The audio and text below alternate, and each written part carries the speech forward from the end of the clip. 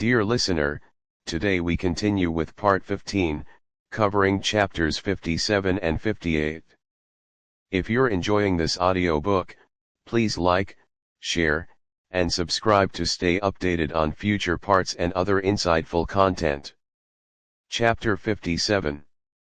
The discomposure of spirits which this extraordinary visit threw Elizabeth into, could not be easily overcome, nor could she, for many hours, learn to think of it less than incessantly.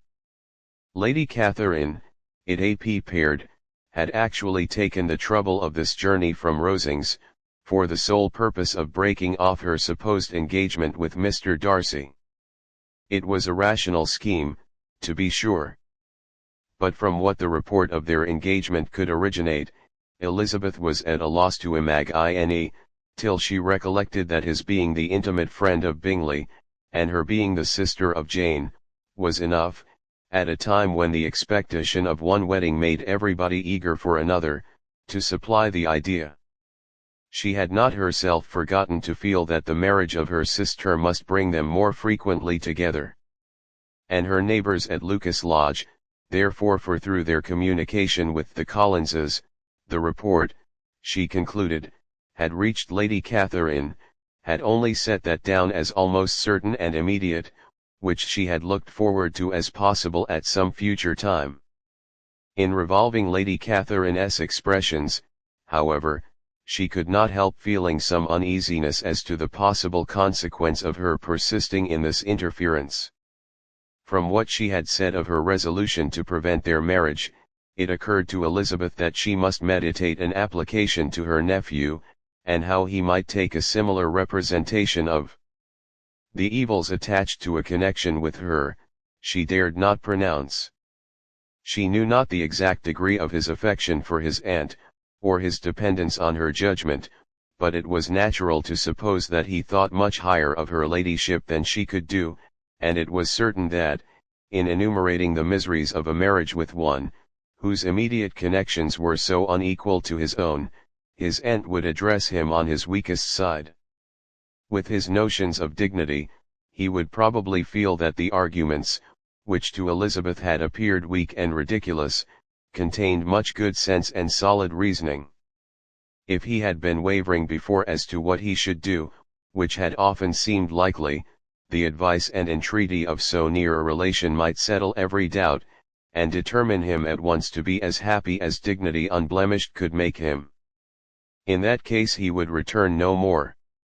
Lady Catherine might see him in her way through town, and his engagement to Bingley of coming again to Netherfield must give way. If, therefore, an excuse for not keeping his promise should come to his friend within a few days, she added, I shall know how to understand it. I shall then give over every expectation, every wish of his constancy. If he is satisfied with only regretting me, when he might have obtained my affections and hand, I shall soon cease to regret him at all. The surprise of the rest of the family, on hearing who their visitor had been, was very great, but they obligingly satisfied it, with the same kind of supposition which had appeased Mrs. Bennet's curiosity, and Elizabeth was spared from much teasing on the subject. The next morning, as she was going downstairs, she was met by her father, who came out of his library with a letter in his hand. Lizzie, said he, I was going to look for you, come into my room. She followed him thither, and her curiosity to know what he had to tell her was heightened by the supposition of its being in some manner connected with the letter he held. It suddenly struck her that it might be from Lady Catherine, and she anticipated with dismay all the consequent explanations. She followed her father to the fireplace, and they both sat down. He then said, I have received a letter this morning that has astonished me exceedingly. As it principally concerns yourself, you ought to know its contents. I did not know before, that I had 2 daughters on the brink of matrimony. Let me congratulate you on a very important conquest.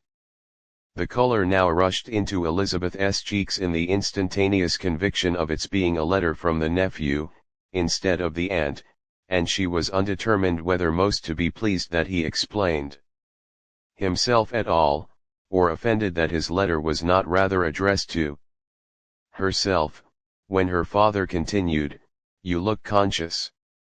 Young ladies have great penetration in such matters as these, but I think I may defy even your sagacity, to discover the name of your admirer. This letter is from Mr. Collins." From Mr. Collins. And what can he have to say?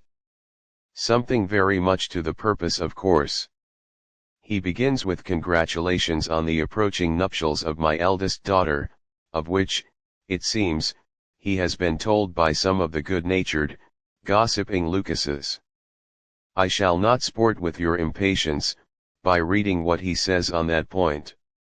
What relates to yourself, is as follows: having thus offered you the sincere congratulations of Mrs. Collins and myself on this happy event, let me now add a short hint on the subject of another, of which we have been advertised by the same authority.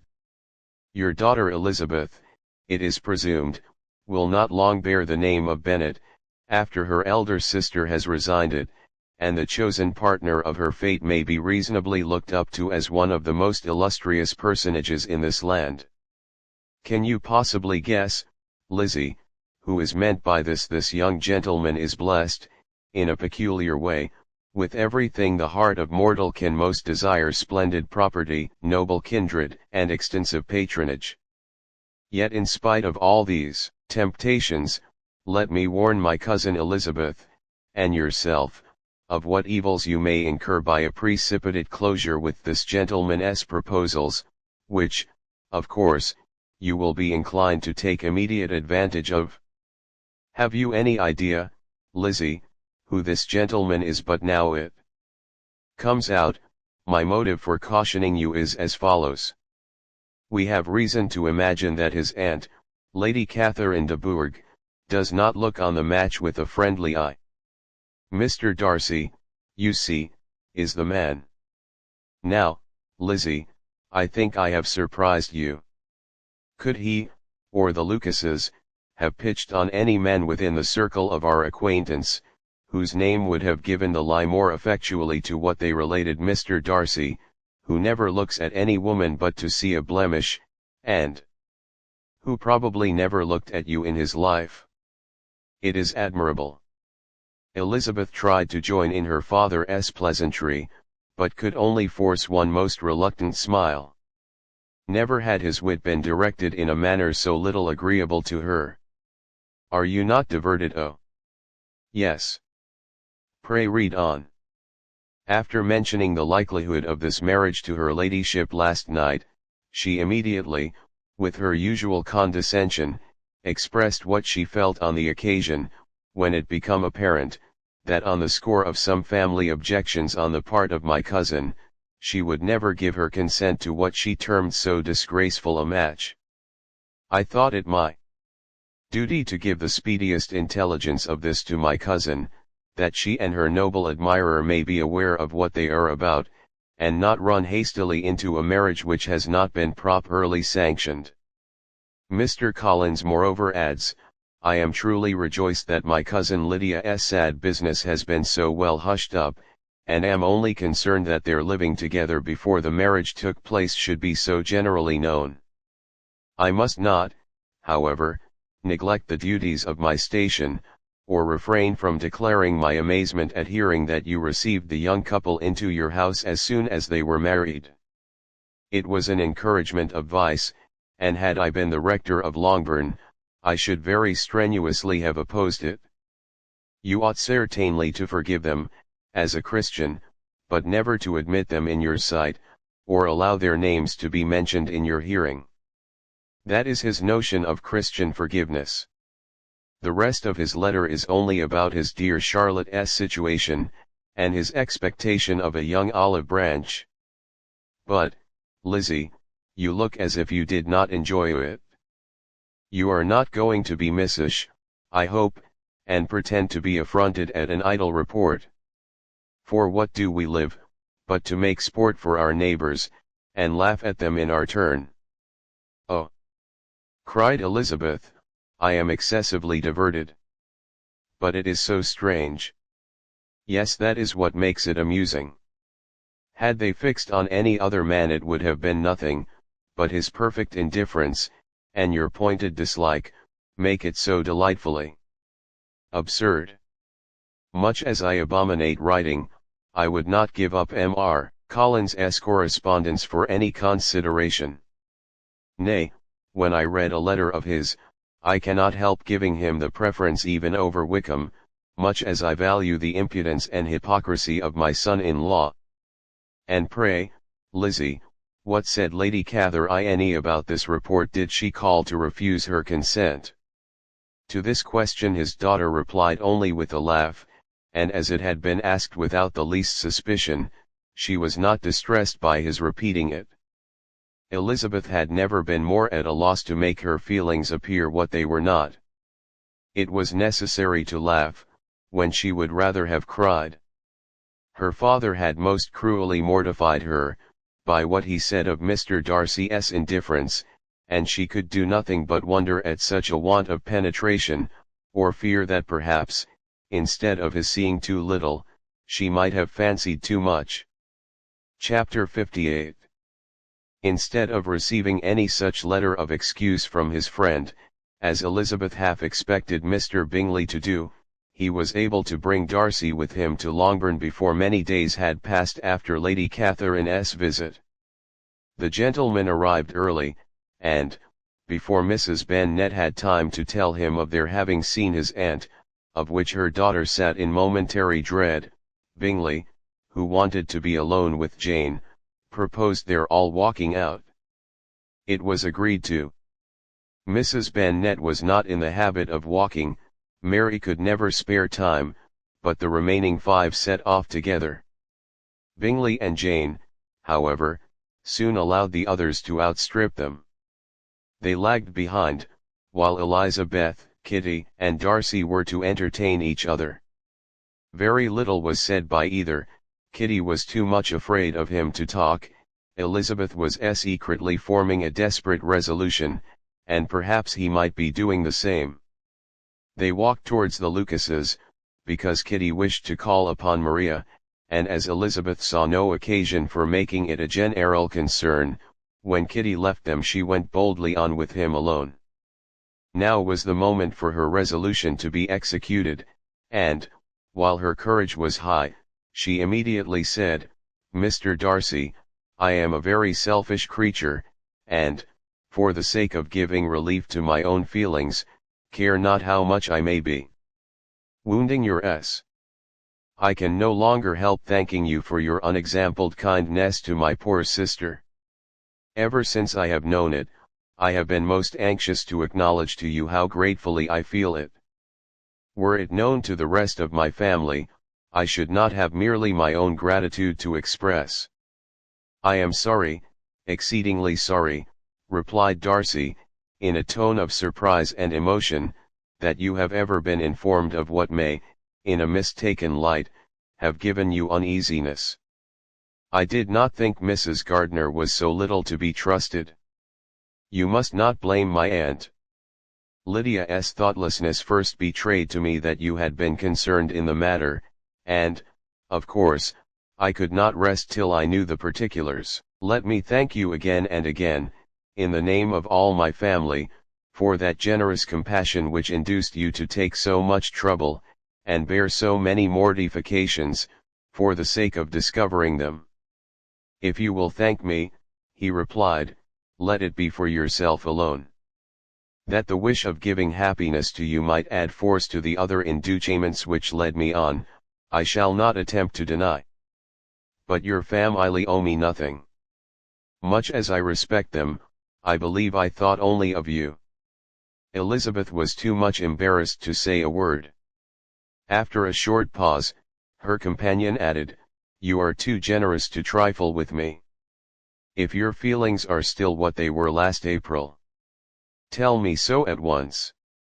My affections and wishes are unchanged, but one word from you will silence me on this subject forever. Elizabeth, feeling all the more than common awkwardness and an anxiety of his situation, now forced herself to speak, and immediately, though not very fluently, gave him to understand that her sentiments had undergone so material a change, since the period to which he alluded, as to make her receive with gratitude and pleasure his present assurances. The happiness which this reply produced, was such as he had probably never felt before, and he expressed himself on the occasion as sensibly and as warmly as a man violently in love can be supposed to do. Had Elizabeth been able to encounter his eye, she might have seen how well the expression of heartfelt delight, diffused over his face, became him, but, though she could not look, she could listen, and he told her of feelings, which, in proving of what importance she was to him, made his affection every moment more valuable. They walked on, without knowing in what direction. There was too much to be thought, and felt, and said, for attention to any other objects. She soon learnt that they were indebted for their present good understanding to the efforts of his aunt, who did call on him in her return through London, and there relate her journey to Longbourn, its motive, and the substance of her conversation with Elizabeth, dwelling emphatically on every expression of the latter which, in her ladyship's apprehension, peculiarly denoted her perverseness and assurance, in the belief that such a relation must assist her endeavours to obtain that promise from her nephew which she had refused to give. But, unluckily for her ladyship, its effect had been exactly contrariwise. "It taught me to hope," said he, "as I had scarcely ever allowed myself to hope before. I knew enough of your disposition to be certain that, had you been absolutely, irrevocably decided against me, you would have acknowledged it to Lady Catherine, frankly and openly." Elizabeth coloured and laughed as she replied, "Yes, you know enough of my frankness to believe me capable of that. After abusing you so abominably to your face, I could have no scruple in abusing you to all your relations. What did you say of me, that I did not deserve? For, though your accusations were ill-founded, formed on mistaken premises, my behaviour to you at the time had merited the severest reproof. It was unpardonable. I cannot think of it without abhorrence. We will not quarrel for the greater share of blame annexed to that evening," said Elizabeth. "The conduct of neither, if strictly examined, will be irreproachable, but since then, we have both, I hope, improved in civility. I cannot be so easily reconciled to myself. The recollection of what I then said, of my conduct, my manners, my expressions during the whole of it, is now, and has been many months, inexpressibly painful to me. Your reproof, so well applied, I shall never forget, had you behaved in a more gentlemanlike manner. Those were your words. You know not, you can scarcely conceive, how they have tortured me, though it was some time, I confess, before I was reasonable enough to allow their justice. I was certainly very far from expecting them to make so strong an impression. I had not the smallest idea of their being ever felt in such a way. I can easily believe it. You thought me then devoid of every proper feeling, I am sure you did. The turn of your countenance I shall never forget, as you said that I could not have addressed you in any possible way that would induce you to accept me. Oh! Do not repeat what I then said. These recollections will not do at all. I assure you that I have long been most heartily ashamed of it." Darcy mentioned his letter. "Did it," said he, "did it soon make you think better of me? Did you, on reading it, give any credit to its contents?" She explained what its effect on her had been, and how gradually all her former prejudices had been removed.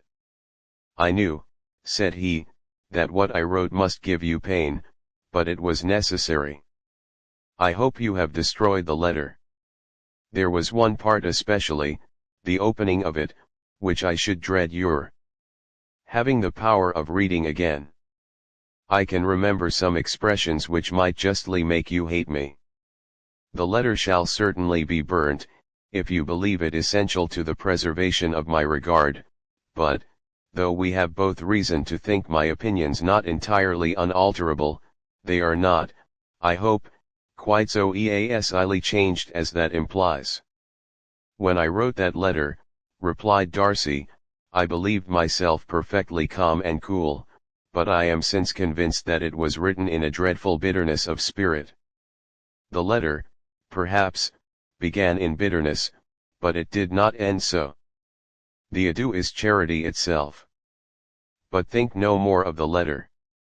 The feelings of the person who wrote, and the person who received it, are now so widely different from what they were then, that every unpleasant circumstance attending it ought to be forgotten. You must learn some of my philosophy. Think only of the past as its remembrance gives you pleasure. I cannot give you credit for any philosophy of the kind. Your retrospections must be so totally void of reproach, that the contentment arising from them is not of philosophy, but, what is much better, of innocence. But with me, it is not so. Painful recollections will intrude which cannot, which ought not, to be repelled. I have been a selfish being all my life, in practice, though not in principle. As a child I was taught what was right, but I was not taught to correct my temper. I was given good principles, but left to follow them in pride and conceit. Fortunately an only son for many years, an only child, I was spoiled by my parents, who, though good themselves, my father, particularly, all that was benevolent and amiable, allowed, encouraged, almost taught me to be selfish and overbearing, to care for none beyond my own family circle, to think meanly of all the rest of the world, to wish at least to think meanly of their sense and worth compared with my own. Such I was, from 8 to 28, and such I might still have been but for you, dearest, loveliest Elizabeth. What do I not owe you? You taught me a lesson, hard indeed at first, but most advantageous. By you, I was properly humbled. I came to you without a doubt of my reception. You showed me how insufficient were all my pretensions to please a woman worthy of being pleased. Had you then persuaded yourself that I should? Indeed I had. What will you think of my vanity? I believed you to be wishing, expecting my addresses. My manners must have been in fault, but not intentionally, I assure you. I never meant to deceive you, but my spirits might often lead me wrong. How you must have hated me after that evening. Hate you? I was angry perhaps at first, but my anger soon began to take a proper direction. I am almost afraid of asking what you thought of me, when we met at Pemberley. You blamed me for coming. No indeed, I felt nothing but surprise. Your surprise could not be greater than mine in being noticed by you. My conscience told me that I deserved no extraordinary politeness, and I confess that I did not expect to receive more than my due. My object then, replied Darcy, was to show you, by every civility in my power, that I was not so mean as to resent the past, and I hope to obtain your forgiveness, to lessen your ill opinion, by letting you see that your reproofs had been attended to. How soon any other wishes introduced themselves I can hardly tell, but I believe in about half an hour after I had seen you. He then told her of Georgiana's delight in her acquaintance, and of her disappointment at its sudden interruption, which naturally leading to the cause of that interruption, she soon learnt that his resolution of following her from Derbyshire in quest of her sister had been formed before he quitted the inn, and that his gravity and thoughtfulness there had arisen from no other struggles than what such a purpose must comprehend. She expressed her gratitude again, but it was too painful a subject to each, to be dwelt on farther. After walking several miles in a leisurely manner, and too busy to know anything about it, they found at last, on examining their watches, that it was time to be at home. What could become of Mr. Bingley and Jane? Was a wonder which introduced the discussion of their affairs. Darcy was delighted with their engagement, his friend had given him the earliest information of it. "I must ask whether you were surprised," said Elizabeth. "Not at all. When I went away, I felt that it would soon happen. That is to say, you had given your permission. I guessed as much." And though he exclaimed at the term, she found that it had been pretty much the case.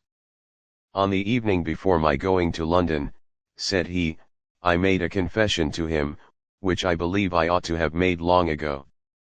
I told him of all that had occurred to make my former interference in his affairs absurd and impertinent. His surprise was great. He had never had the slightest suspicion. I told him, moreover, that I believed myself mistaken in supposing, as I had done, that your sister was indifferent to him, and as I could easily perceive that his attachment to her was unabated, I felt no doubt of their happiness together." Elizabeth could not help smiling at his easy manner of directing his friend. "Did you speak from your own observation," said she, "when you told him that my sister loved him, or merely from my information last spring?" "From the former. I had narrowly observed her during the 2 visits which I had lately made here, and I was convinced of her affection." "And your assurance of it, I suppose, carried immediate conviction?" "To him. It did. Bingley is most unaffectedly modest. His diffidence had prevented his depending on his own judgment in so anxious a case, but his reliance on mine made everything easy. I was obliged to confess one thing, which for a time, and not unjustly, offended him. I could not allow myself to conceal that your sister had been in town 3 months last winter, that I had known it, and purposely kept it from him. He was angry. But his anger, I am persuaded, lasted no longer than he remained in any doubt of your sister's sentiments. He has heartily forgiven me now." Elizabeth longed to observe that Mr. Bingley had been a most delightful friend, so easily guided that his worth was invaluable, but she checked herself. She remembered that he had yet to learn to be laughed at, and it was rather too early to begin. In anticipating the happiness of Bingley, which of course was to be inferior only to his own, he continued the conversation till they reached the house. In the hall they parted.